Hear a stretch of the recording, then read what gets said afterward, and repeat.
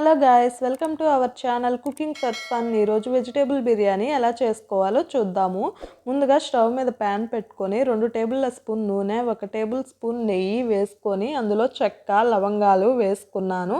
తర్వాత సన్నగా కట్ చేసిన ఉల్లిపాయ ముక్కలు, పచ్చిమిర్చి ముక్కలు వేసుకొని బాగా వేగించుకున్నాను.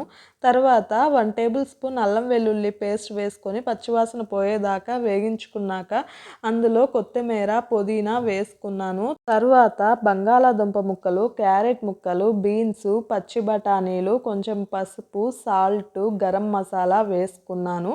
మీరు మీ దగ్గర ఉన్న వెజిటేబుల్స్ అన్నీ వేసుకోండి. నా దగ్గర ఇవే ఉన్నాయండి.